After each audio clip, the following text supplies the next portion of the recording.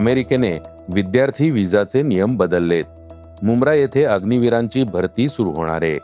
तेल कंपन्या LPGचा अपव्यय कमी करण्यासाठी नवीन तंत्रज्ञानाला प्रोत्साहन देण्याची तयारी करतायत. मोठे मॉल्स आणि कॉम्प्लेक्स थेट मेट्रो स्टेशनला जोडले जातील.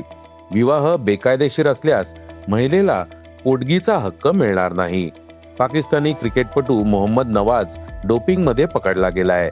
72व्या राष्ट्रीय चित्रपट पुरस्कारांची घोषणा झाली आहे. या बातम्या आपण आजच्या पॉडकास्टमध्ये ऐकणार आहोत. नमस्कार, मी अनिरुद्ध गद्रे. आज 19 जुलै, वार रविवार. तुम्ही ऐकत आहात देशातील नंबर 1 मराठी न्यूज वेबसाईट isakal.comचं पॉडकास्ट. पॉडकास्टची पहिली बातमी आहे विद्यार्थी विजाच्या नियमांची. ट्रम्प प्रशासनाने परदेशी विद्यार्थ्यांसाठीच्या विजा नियमांमध्ये एक मोठा बदल केलाय. अनेक दशकांपासून चालत आलेली ड्युरेशन ऑफ स्टेटस प्रणाली संपुष्टात आणली आहे. नवीन नियमानुसार विद्यार्थी आणि एक्सचेंज व्हिजिटर्सना आता अमेरिकेत अनिश्चित काळासाठी राहता येणार नाही. त्यांना केवळ त्यांच्या शैक्षणिक कार्यक्रमाच्या कालावधीपुरतच पण जास्तीत जास्त 4 वर्षांसाठीच अमेरिकेत राहण्याची परवानगी असेल. अमेरिकेच्या गृह सुरक्षा विभागाने या संदर्भात एक अंतिम नियम जारी केलाय. विभागाच्या म्हणण्यानुसार व्हिसा प्रणालीमध्ये पारदर्शकता वाढवणं, व्हिसाच्या कथित गैरवापराला आळा घालणं आणि राष्ट्रीय सुरक्षा मजबूत करणं हा या बदलांचा उद्देश आहे. नवीन नियमानुसार विद्यार्थी, विनिमय अभ्यागत आणि परदेशी माध्यम प्रतिनिधी या श्रेणींमधील अनिवासी व्हिसा धारकांना आता निश्चित कालावधीसाठी वास्तव्य मंजूर केलं जाईल.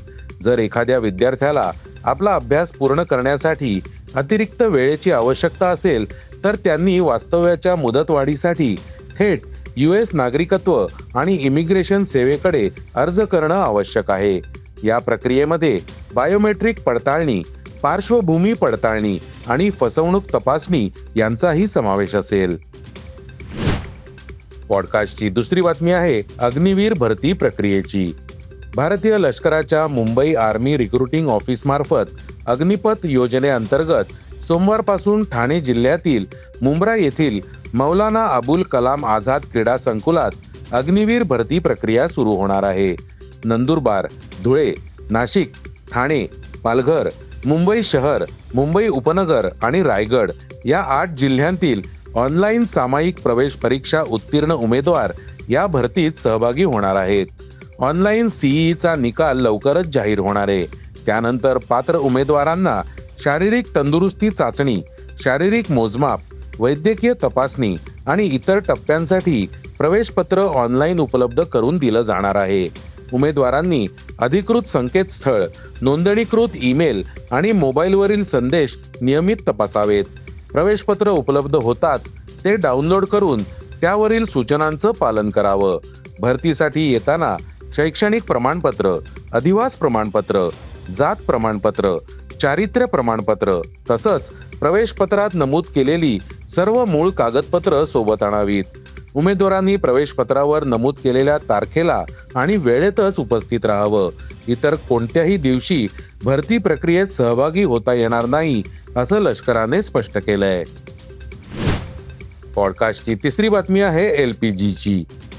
देशातील सरकारी तेल कंपन्या आता LPGचा अपव्यय कमी करण्यासाठी आणि इंधनाचा वापर अधिक कार्यक्षम करण्यासाठी नवीन तंत्रज्ञानाला प्रोत्साहन देण्याची तयारी करतायत.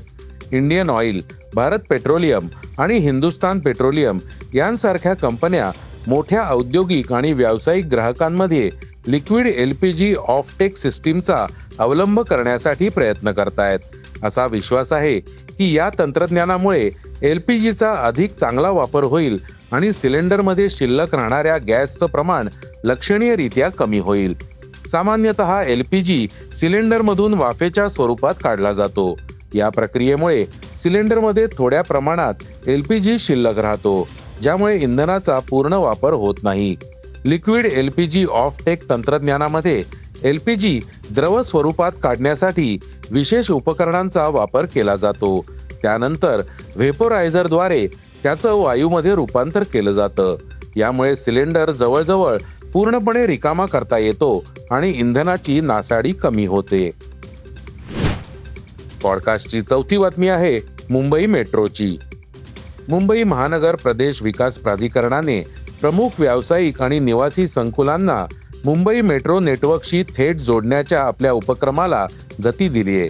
या उद्देशाने MMRDAने मेट्रो लाईन 4 वरील गोदरेज मेट्रो स्टेशनपासून गोदरेज कंपनीच्या कॅम्पसपर्यंत 600 मीटर लांबीच्या पादचारी पुलाच्या बांधकामाला मंजुरी दिली आहे.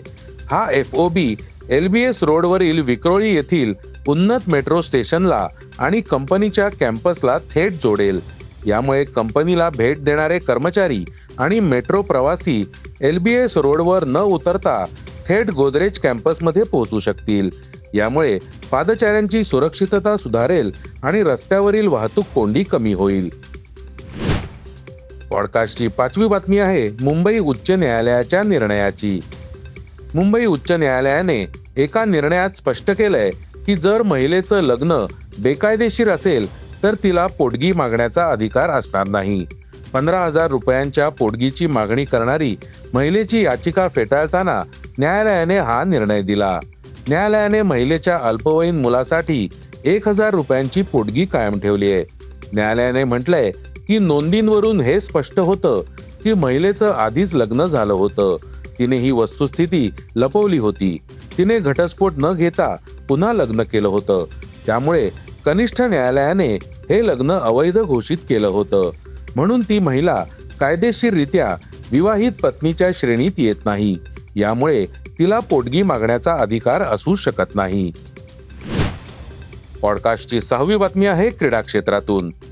पाकिस्तानी क्रिकेटमध्ये एक नवीन वाद निर्माण झालाय.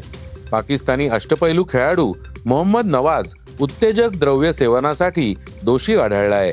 ICCने त्याच्यावर 3 महिन्यांची बंदी घातली आहे. ICCने शुक्रवार 17 जुलै रोजी एका प्रसिद्धी पत्रकातून ही माहिती उघड केली आहे. धक्कादायक बाब म्हणजे 2026च्या T20 विश्वचषक स्पर्धेदरम्यान घेण्यात आलेल्या उत्तेजक द्रव्य चाचणीत नवाज दोषी आढळला. यानंतर ICCने ही शिक्षा सुनावली. T20 विश्वचषक स्पर्धेदरम्यान नवाज पाकिस्तानी संघाचा एक महत्त्वाचा भाग होता आणि तो संपूर्ण स्पर्धेत खेळताना दिसला होता.